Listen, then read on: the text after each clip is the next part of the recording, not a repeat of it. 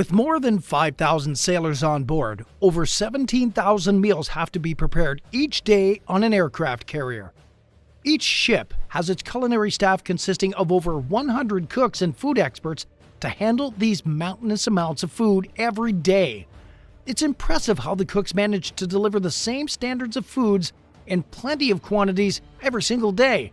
How do they tackle this large-scale cooking during the time the ship is deployed? The culinary specialists on board an aircraft carrier prepare 17,000 meals a day, from breakfast to lunch to dinner and a midnight meal, popularly referred to as mid-rats among the sailors. These midnight rations are mainly for the night crew members who have a different food timetable. The midnight portions are what they have for lunch. They have breakfast for dinner and dinner for breakfast. The mid-rats consist of leftovers from dinner and the addition of other food items to spice the meal up. To ensure this quota of meals is met every day,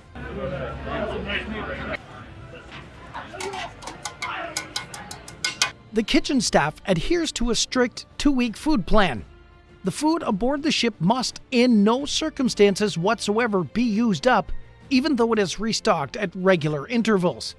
It takes 1,600 pounds of chicken, 350 pounds of lettuce, 20,000 cups of coffee, 160 gallons of milk, and 30 boxes of cereal to feed the 5,000 Navy sailors on board an aircraft carrier each day. The ship's cooks prepare meals in massive proportions to ensure that they are available for other naval officers on board almost 24 hours each day while carrying out other aspects of their culinary duties. When the ship first leaves port and begins its deployment, crew members enjoy a variety of fresh food delivered by the Department of Supply. Their walk-in freezers and food stores would almost be filled to the brim with a variety of food boxes. An allowance would have to be left on top of these boxes to access the stock. The kitchen staff would have to crawl through the allowance to locate the food they needed and toss it to the entrance of the freezer. A detailed diagram of how the storage boxes are placed and arranged would be posted to the door to help the culinary staff easily navigate the freezers. It could take as many as 8 weeks before enough boxes could have been used up and removed to grant passage on the floor of the storage facility. The fresh food is stored in large freezers, cold storage rooms, and dry stores on the ship. These storage facilities are always filled to their maximum capacities. They are designed to preserve enormous quantities of perishable consumables for almost a month. As time passes by, the stock of fresh food becomes exhausted and sailors turn their mouths and their stomachs to frozen and canned foods. Navy sailors can still enjoy the taste of fresh food when it's delivered by what is known as a replenishment ship. A replenishment ship supplies a new batch of fresh food and other commodities to an aircraft carrier while it's at sea every 7 to 10 days. During this cycle, it delivers about 400,000 to 1 million pounds of food. It's safe to say that the U.S. Navy's expenditure on food must be quite high. But it is a necessary expense to ensure that the courageous men and women that defend our country's seas are fed. At-sea replenishments, known as underway replenishment or UNREP, require a lot of time and manpower. The supplies on the replenishment ship first have to be offloaded onto the aircraft carrier via a helicopter that shuffles back and forth till the replenishment ship is emptied. Then, the supplies are delivered to the appropriate sections on the ship, usually walk-in freezers and dry food stores.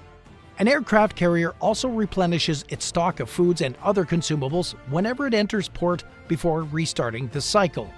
There have been special instances where an aircraft carrier can be stocked with up to 70 days' worth of food while it's at port. The U.S. Navy also provides sail-through grocery stores at sea called Food Sea Lions. Visiting sailors make a choice between the options of plastic or paper bags made available at the grocery stores.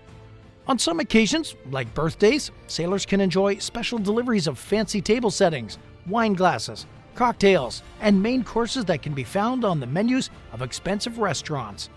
Sailors have also reported that there have been many times when they enjoy a special food if the Navy is about to extend their deployment or cancel a port visitation. To keep their sailors happy, the Navy organizes deliveries of expensive foods such as steaks and lobster. Depending on the food being prepared and whom they cook for, the cooks and galleys on the ships are divided into different categories. The classes of sailors also identify the areas where they enjoy their meals. Junior enlisted sailors eat at the general messes. They don't pay extra fees to enjoy other food options on the menu and only eat what is prepared for them. The higher-ups have an array of menu options from which they can select their meals. Of course, to enjoy this benefit, they pay special fees and have separate cooks and galleys to handle their food. The captain? He has the perk of having a personal cook, a separate galley, and his store of food supplies. The captain's supply store is usually one of the best on the ship. While it is common that there are leftovers at the general cooking halls, it's not likely that naval officers enjoy second servings. This is because the money they pool together to enjoy advanced menu options only covers a single standard serving of meals per feeding time. Unless the officer chooses to be absent from a meal, each officer eats a measured amount of food. The food served to all ranks of naval crew members aboard the ship is almost the same in terms of quality and quantity. All cooks and galleys have to make sure their meals are ready at the same time for the crew members aboard the aircraft carrier. While some galleys handle a larger portion of Navy sailors, others handle a specific number of higher ranks, perhaps 100 officers or slightly more. Since all meals take the same preparation time, the higher ranks tend to have better qualities of served meals. The chiefs and the captains are more likely to enjoy better qualities and larger portions of food than the rest of the ship's crew. On rare occasions, U.S. Navy sailors enjoy what they call steel beach picnics, where they feast on barbecued meat and have a good time socializing with each other. Crew members are not allowed to fish while at sea because sharks tend to be around the ship's hulls. Throwing in a bloodied mass of meat will only attract the sea monsters, and coming in contact with them is an occurrence that is to be avoided at all costs. Sometimes the naval culinary staff organizes training sessions for its members. It usually happens while the ship is at port and undeployed. The training could be in individual or group sessions. Most of the training exercises are focused on improving the cook's already existing culinary skills. The rest of the training period can be spent on new cooking techniques and procedures the participants wish to learn.